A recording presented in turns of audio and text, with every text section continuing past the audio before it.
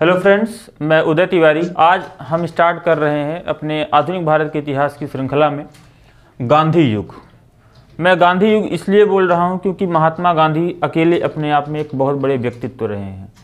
उनके जीवन का, उनकी कहते हैं उनके समकालीन जो घटनाएं घटी हैं, ठीक है, वो उन घटनाओं का महत्व भारत की स्वाधीनता आंदोलन में बहुत रहा है।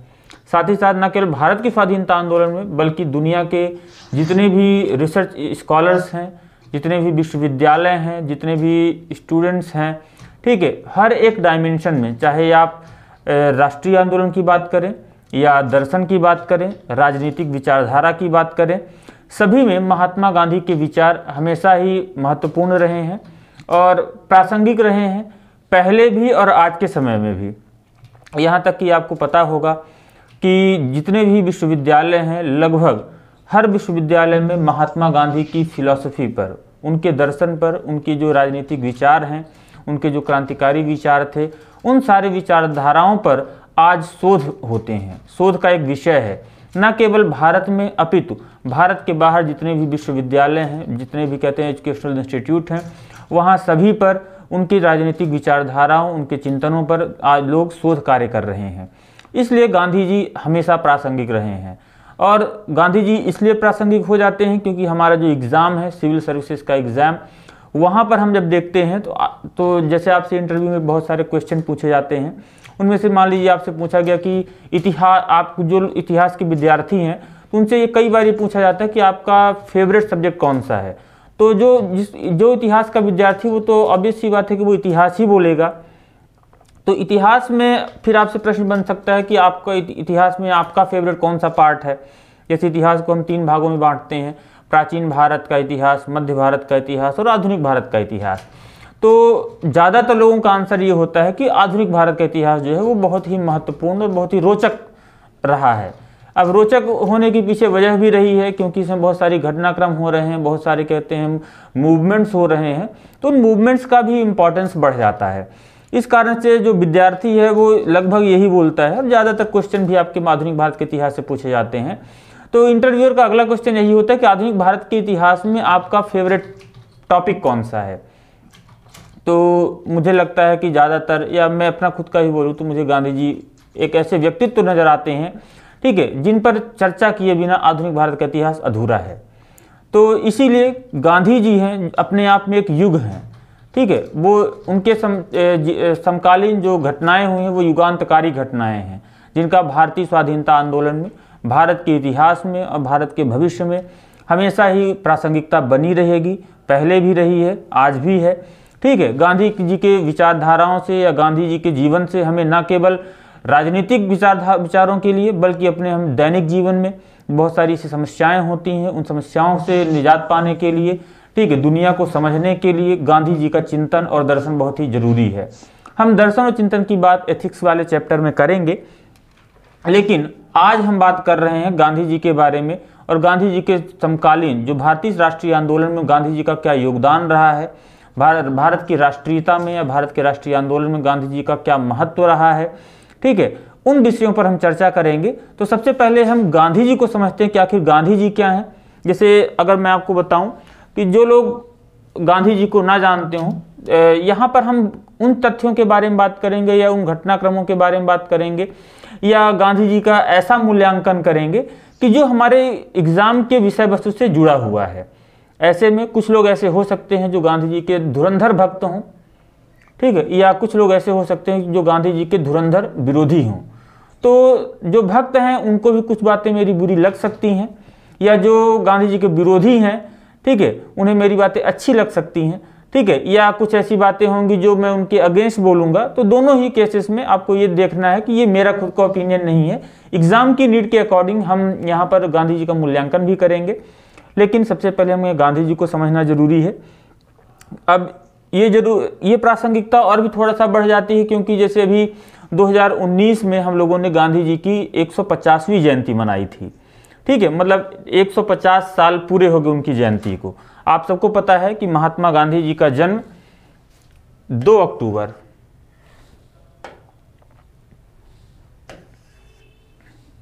गांधी जी का जन्म 2 अक्टूबर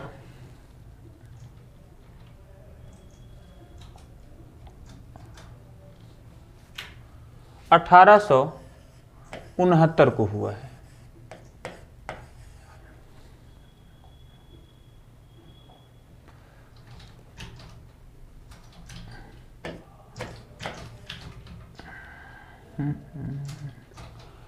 अठारह सौ उनहत्तर में इनका जन्म गुजरात के पोरबंदर नामक स्थान पर हुआ है।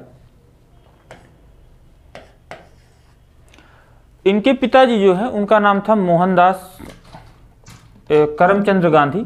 ठीक है, गांधी जी का पूरा नाम है मोहनदास करमचंद्र गांधी। तो पिताजी जो है गांधी जी का जन्म 2 अक्टूबर 1869 को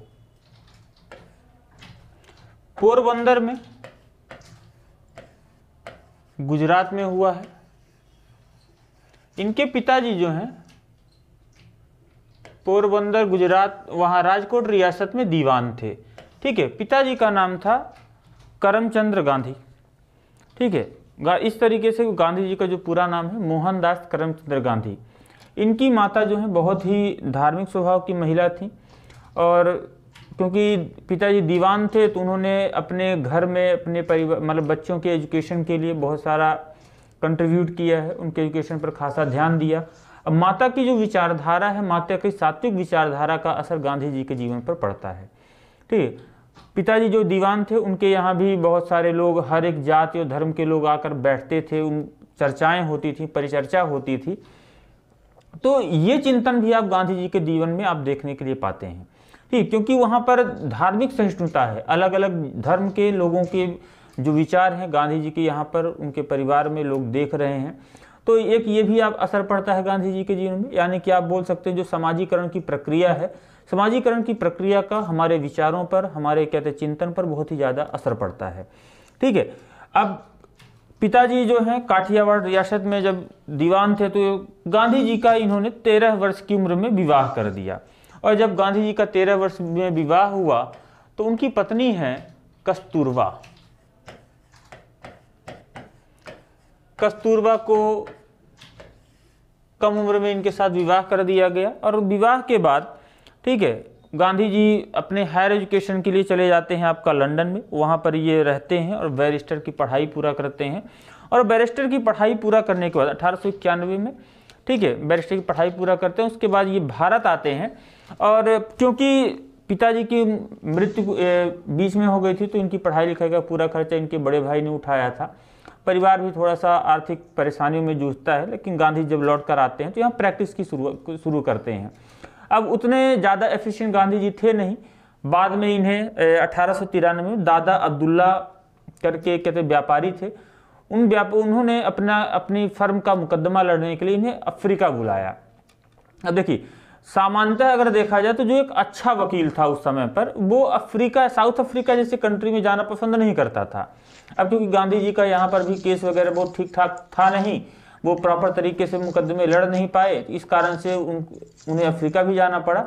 और दादा अब्दुल्ला कंपनी के बुलाने पर उनका मुकदमा लड़ने के लिए अफ्रीका चले गए। जब वे अफ्रीका में जाते हैं तो वहाँ पर एक बहुत ही महत्वपूर्ण घटना घटित होती है, और उस घटना का गांधी जी के जीवन पर बहुत ही महत्वपूर्ण असर पड़ता है। जैसे हम देखते हैं वहाँ पर एक स्टेशन है पीटरमॉरिट्सबर्ग।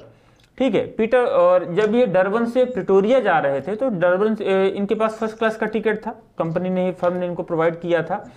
ठीक है, लेकिन अफ्रीका में भी उस समय पर कॉलोनियल एरा चल रहा था, यानी कि जो ब्रिटिश रूल, अंग्रेजों का शासन चल रहा था। अंग्रेज, अब आप भले ही फर्स्ट क्लास का टिकट रखे हों, लेकिन फर्स्ट क्लास में ट्रैवल करने के लिए आपकी चमड़ी का रंग भी गोरा होना चाहिए। गांधी जी ठहरे भारतीय, अफ्रीका में भी अश्वेतों का कहते हैं देश है। ठीक है, तो वहाँ पर अश्वेतों के साथ बहुत ही गलत तरीके से कॉलोनियल रूल बिहेव कर रहा था। ठीक है, तो गांधी जी को पीटरमॉरिट्सबर्ग स्टेशन पर धक्के मारकर उतार दिया गया, और उन्हें यह कहा गया कि तुम अश्वेत हो, तुम्हें फर्स्ट क्लास में ट्रैवल करने का कोई अधिकार नहीं है। इस घटना ने गांधी जी के जीवन पर एक अमिट छाप छोड़ा, बहुत ही गहरा प्रभाव पड़ा, और यहीं से गांधी जी ने रंग भेद की नीतियों के खिलाफ अपना आंदोलन शुरू कर दिया। दक्षिण अफ्रीका की सरकार जो, यानी कि जो कॉलोनियल सरकार थी, ठीक है, उसने यहाँ पर रंग भेद वाले कानूनों को भी क्या कहते हैं यहाँ पर लागू कर दिया गया था। तो गांधी जी उसके खिलाफ भी यहाँ पर आंदोलन करते हैं, और यहीं से गांधी जी जो है वो एक तरह से आप बोल सकते हैं कि आंदोलन जीवी हो जाते हैं, या बोल सकते हैं कि जो उनका जो ध्येय वाक्य रहा है सत्य और अहिंसा, ठीक है, यहीं से उन्होंने सत्याग्रह की शुरुआत की है। ठीक है, दक्षिण अफ्रीका में जब ये रहते हैं तो वहाँ पर उन्होंने जैसे फिनिक्स आश्रम खोला था। ठीक है, फिनिक्स आश्रम खोलने के अलावा वहाँ पर कहते हैं नटाल इंडियन कांग्रेस का इस्टेब्लिशमेंट किया था। तो ये कुछ यहाँ पर अफ्रीका में उन्होंने महत्वपूर्ण संस्थाओं की स्थापना की। वहीं पर ये हिंद स्वराज नामक एक पुस्तक लिखते हैं, बहुत मोटी पुस्तक नहीं, 70-75 पेज हैं। आप उसको थोड़ा सा अगर देखें, कभी समय मिले उस पुस्तक को पढ़िए तो आप गांधी जी की विचारधाराओं को समझ पाएंगे। शुरुआत वहीं से हुई है। गांधी जी की पहली पुस्तक थी हिंद स्वराज, जो उन्होंने अपने अफ्रीका प्रवास के दौरान पर ही लिखी थी। उसके बाद फर्म का मुकदमा लड़ने के बाद वो भारत की ओर लौट रहे थे, लेकिन मैं आपको बता दूं भारत वो लौट नहीं पाते हैं। हालांकि बीच में वो भारत आते हैं, अब कभी परिवार को छोड़ने के लिए, कभी अपने रिलेटिव से मिलने के लिए, लेकिन पूर्णतः वो भारत नहीं आते हैं। ठीक है, जब वो भारत आ रहे होते हैं तो अफ्रीका में उस समय पर 3 तरीके के लोग यहाँ पर रूल कर रहे, मतलब रह रहे थे। रूल तो अंग्रेजों का था, लेकिन रहने वालों में एक तो व्यापारी वर्ग था, दूसरे कुछ ऐसे लोग हुआ करते थे जो काम के सिलसिले में अंग्रेजों से उनका एग्रीमेंट होता था और वो वहाँ पर जाकर लेबर बन जाते थे। ठीक है, और एक वो लोग जो जिनका कॉन्ट्रैक्ट खत्म हो चुका है, लेबर के रूप में वहाँ काम कर रहे थे अब, लेकिन क्योंकि कॉन्ट्रैक्ट होता था 10 साल का, 15 साल का, तो वहाँ पर काम करते करते वो भारत में उनके जो स्थान थे, घर वगैरह थे, वो सारे खत्म हो गए। परिवार वाले वहाँ पर जो थे वो कुछ जिंदा नहीं बचे, तो आखिर वो किसके पास यहाँ लौट कर आए? तो यानी कि वो इलीगल तरीके से वहाँ पर रह रहे थे, तो बोल सकते हैं एक श्रमिक। ठीक है, तो इस तरीके से 3 तरीके की श्रेणियां जो है साउथ अफ्रीका में उस समय पर निवास कर रही थी। इनमें से कुछ जो सीनियर सिटीजन्स थे, उन लोगों ने गांधी जी को बोला कि भैया आप अब यहाँ से मत जाइए, आप रुकिए। और गांधी जी ने देखा कि इतने सीनियर लोग, इतने सीनियर सिटीजन्स जब उनसे रिक्वेस्ट कर रहे हैं तो गांधी जी वहाँ पर रहते हैं। अब गांधी जी को रोकने की पीछे की वजह यही थी कि जैसे मैंने आपको बताया कि जो अफ्रीका में अंग्रेजों की जो नीतियाँ थी, नस्ल भेद की संबंधी नीतियाँ, उनके खिलाफ गांधी जी ने वहाँ पर सत्याग्रह की शुरुआत कर दी। अब गांधी जी जो है ये सत्याग्रह की शुरुआत करते क्यों हैं? इनके जीवन पर 2 बहुत ही फेमस व्यक्तित्व हैं। एक तो लियो टॉल्स्टॉय हैं। ठीक है, उनका उनकी जो रचनाएं हैं उसका इनके जीवन पर बहुत ही गहरा असर पड़ता है। उनकी की जो जीवनी है, उनकी जो बुक्स हैं, उसको गांधी जी ने पढ़ा। ठीक है, इसके अलावा रस्किन थे, उनके कहते हैं उनकी बुक को गांधी जी ने पढ़ा है। ठीक, तो इन दोनों ही लेखकों का गांधी जी के जीवन पर असर पड़ता है और उसके कारण से वो आंदोलन और सत्याग्रह दोनों की शुरुआत करते हो। गांधी जी का जो सत्याग्रह है वहाँ पर रंगभीत की जो नीतियाँ थी उनके खिलाफ, ठीक है, गांधी जी संघर्ष करते हैं, वहाँ पर काफ़ी सफलता मिलती है। इसलिए उन लोगों ने कहा कि आप यहाँ पर रुकिए, और लगभग गांधी जी जो कुछ दिनों के लिए गए थे, लगभग 20 से 25 साल के तक वहाँ पर रहते हैं अफ्रीका में। और लास्ट में 9 जनवरी 1915 को गांधी जी पूर्णतः भारत आते हैं। गांधी जी जब 9 जनवरी 1915 को भारत आते हैं तो आपको ये डेट याद रखनी है। 9 जनवरी जो है ये बहुत इंपॉर्टेंट डेट है। इसे हम अप्रवासी भारतीय दिवस के रूप में जानते हैं। आप ये डेट भी याद रखेंगे कि अप्रवासी भारतीय दिवस कब मनाया जाता है, तो ये है आपका 9 जनवरी को। ठीक है, उसके बाद जब गांधी जी भारत आते हैं तो भारत आने के बाद क्योंकि भारत की जो घटनाएं घटित हो रही भारत में, उन घटनाओं से गांधी जी बखूबी परिचित हैं। अफ्रीका में उसका एक वर्जन देख चुके हैं, उनके साथ खुद भी ऐसे अनुभव हुए हैं। ठीक है, उन अनुभवों को उन्होंने नज़दीक से देखा है।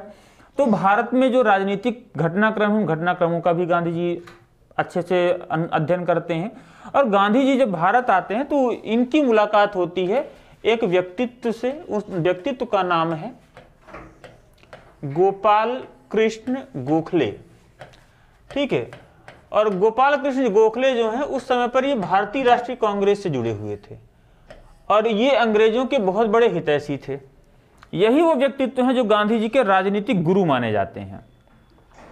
तो उन्होंने गांधी जी को, अब क्योंकि गांधी जब यहाँ आए तब यहाँ के लोगों के लिए हो सकता है छोटे आदमी रहे हों, लेकिन अफ्रीका में और पूरे विश्व के लिए गांधी जी बहुत बड़े आदमी थे, क्योंकि उन्होंने सत्याग्रह के दम पर अंग्रेजों को अफ्रीका में झुकाया था। उन्होंने बताया था कि हाँ, ये सत्याग्रह भी कुछ चीज़ होती है, हम आपका विरोध नहीं करेंगे, हम आपका विरोध शांतिपूर्ण तरीके से करेंगे। लेकिन एक चीज़ आपको बता दूं, ऐसे शांतिपूर्वक विरोध जो है पहले भी हुए हैं दुनिया में। ये कोई पहली बार इस तरह का विरोध गांधी जी ने नहीं किया है।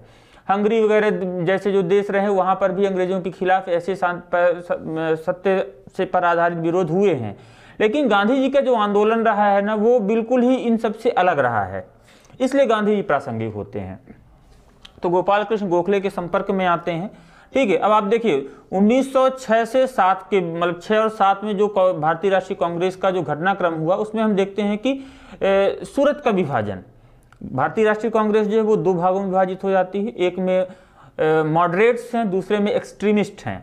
तो मॉडरेट्स और एक्सट्रीमिस्ट के बीच का जो खाई है वो गांधी जी के लिए यहाँ पर बहुत ही महत्वपूर्ण बन जाती है। ठीक है, तो गोपाल कृष्ण गोखले ने इनको सलाह दी कि भैया सबसे पहले आप यहाँ कोई स्टेटमेंट नहीं देंगे और आप पहले पूरे देश का दौरा कीजिए, और पूरे देश का जब आप दौरा करेंगे तो आप देश को समझ पाएंगे, देश के लोगों को समझ पाएंगे और यहाँ के लोगों की आवश्यकताओं को समझ पाएंगे। आपको एक छोटा सा घटनाक्रम बताऊं, जब गांधी जी 9 जनवरी 1915 को अफ्रीका से भारत आए, तो भारतीय राष्ट्रीय कांग्रेस का जो एक ग्रुप है, मतलब काफी बड़े बड़े व्यक्ति नामचीन लोग यहाँ पर पहुंचे, जिनमें से गोपाल कृष्ण गोखले एक थे। आपको पता होगा कि बाल गंगाधर तिलक, ठीक है, ये अपने आप में एक बहुत बड़ी शख्सियत रहे हैं।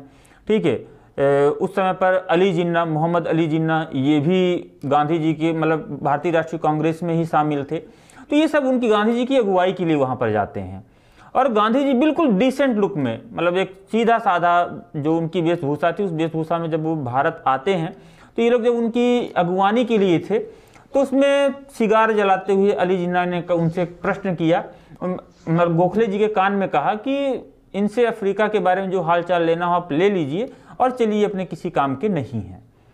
लेकिन अली जिन्ना को नहीं पता था कि शायद इस तरह की व्यक्तित्व वाला या इस तरह के वेशभूषा वाला व्यक्ति कितना प्रतिभाशाली है या कितना कहते हैं उसमें आंदोलन भरा हुआ है। खैर, आगे बाद में वो जब गांधी जी मिलते हैं, 1916 का जब कांग्रेस का अधिवेशन होता है, तो उस अधिवेशन में भी गांधी जी को बुलाया गया था, और वहाँ पर गांधी जी पहली बार जब जाते हैं तो जब वो स्पीच देते हैं, तो उस स्पीच में उन्होंने कहा कि भारतीय राष्ट्रीय कांग्रेस को कम से कम ये चाहिए कि जितने भी छोटे स्थान हैं, यानी कि भारतीय राष्ट्रीय कांग्रेस का विकास तभी हो सकता है जब वो गांव के लोगों को, मास लोगों को अपने साथ जोड़ पाए, यानी कि जितने ज़्यादा ग्रामीण स्तर के लोग, जो अलग अलग वर्ग के लोग हैं, जैसे पूंजीपति वर्ग था, ठीक है, वो अलग चल रहा था, श्रमिक वर्ग अलग चल रहा था, ठीक है, किसान अलग चल रहे थे, तो इन सबको अपने साथ जोड़ना होगा और इसके लिए आपको गांवों तक पहुंचना होगा। और जितने भी लोग उस 1916 के अधिवेशन में बैठे थे, ठीक है, उन लोगों ने गांधी जी को समझा। 1916 का अधिवेशन आपको ये भी पता है कि ये क्यों प्रासंगिक है, क्योंकि इसी को हम बोलते हैं लखनऊ समझौता के नाम से, ठीक है, जिसमें हम देखते हैं कि मुस्लिम लीग और भारतीय राष्ट्रीय कांग्रेस का विलय होता है। ठीक है, इसके अलावा यहीं पर आप देखते हैं कि जो उदारवादी और कट्टरपंथी विचारधारा जो कांग्रेस में पनप रही थी, वो भी एक दूसरे के साथ में आ जाते हैं। तो इस तरीके से क्या है, इन घटनाओं पे गांधी जी ने धीरे धीरे अपनी छाप छोड़ना शुरू कर दिया। तो ये है महात्मा गांधी। ठीक है, तो आपसे एग्जाम में ये क्वेश्चन पूछा जा सकता है कि what were the causes of rise of Gandhi, यानी कि महात्मा गांधी के उदय और उनकी सफलता के क्या कारण हैं। तो महात्मा गांधी के उदय और उनकी सफलता के कारणों के बारे में अगर हम बात करें, तो सबसे पहला कारण क्या होता है, हम देखते हैं, बात कर रहे हैं गांधी के उदय और सफलता के कारण।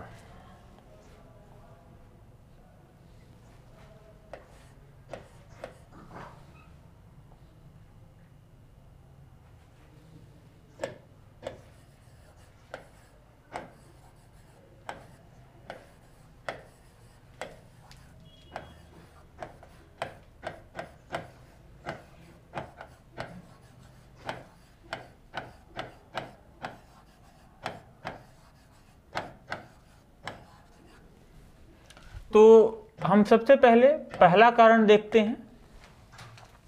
गांधी के उदय का जो पहला कारण है वो है आपका कांग्रेस में राजनीतिक शून्यता।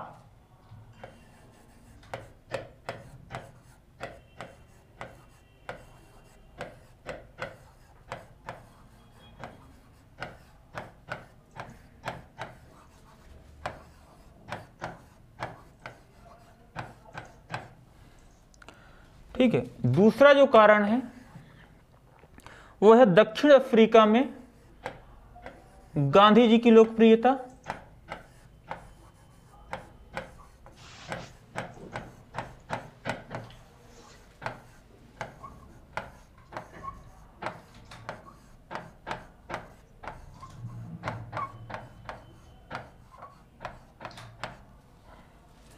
ठीक है, और दक्षिण अफ्रीका में लोकप्रियता के साथ वहां पर जो गांधी जी ने अनुभव देखा था वो अनुभव भी यहां पर बहुत काम आए। ठीक है, तीसरा है भारत में विभिन्न वर्गों पर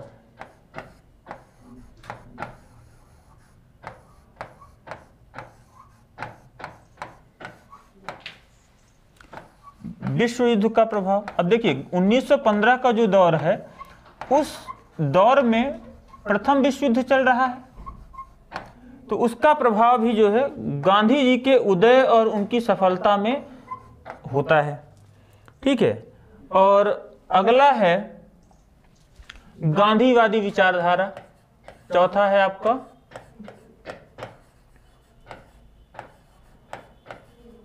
गांधीवादी विचारधारा। तो गांधीवादी विचारधारा कौन कौन सी हैं, इसको हम समझने की कोशिश करते हैं। पहली विचारधारा है अहिंसा।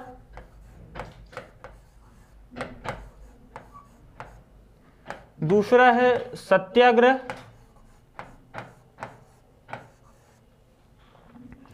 तीसरा है वर्ग समन्वयवाद पर बल।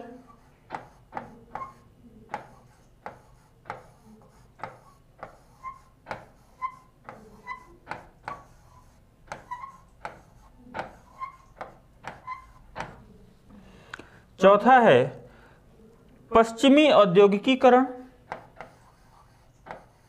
यानी कि जो पश्चिमी देश हैं यूरोप वगैरह, ठीक है, वहां पर जो औद्योगिकरण हुआ था ये भी गांधी जी की सफलता में बहुत महत्वपूर्ण भूमिका निभाता है। ठीक है, साथ ही साथ उपभोक्तावाद और उपभोक्तावाद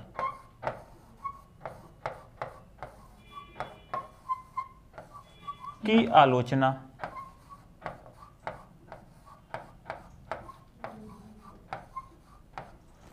ठीक है, और लास्ट जो है पांचवा कारण, गांधी जी की जनता को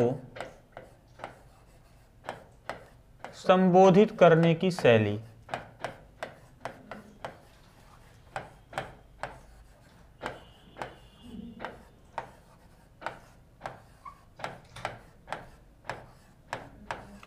तो ये प्रमुख 5 कारण हैं, ठीक है, जो गांधी जी को सफल बनाते हैं। ठीक है, गांधी जी के आंदोलन को सफल बनाते हैं, और जो घटनाक्रम है उनको हम यहाँ पर समझना शुरू करते हैं। तो सबसे पहले हम देखते हैं गांधी के उदय सफलता का कारण। पहला है कांग्रेस में राजनीतिक शून्यता का होना। अब देखिए भारतीय राष्ट्रीय कांग्रेस की स्थापना 1885 पे हुई है। गांधी जी जब भारत आए हैं वो समय है 1915 का। इस दौर में 1885 से 1915 के दौर में बहुत सारे घटनाक्रम हुए हैं। इन घटनाक्रमों पर हम अपने भारतीय राष्ट्रीय कांग्रेस का जो अधिवेशन सेशन है उस वाले चैप्टर में हमने डिस्कस किया हुआ है। तो इसमें बहुत सारे जो विचारक रहे हैं उन सब में मतभेद रहे हैं। उन मतभेदों के कारण कोई भी व्यक्तित्व ऐसा इतना पावरफुल नहीं रहा है और इतना बड़ा नहीं रहा है कि लोग उसे एक्सेप्ट कर पाए। तो आप सिंपली ये बोल सकते हैं कि कांग्रेस में राजनीतिक शून्यता की स्थिति उत्पन्न हो गई है। और जब कांग्रेस में राजनीतिक शून्यता है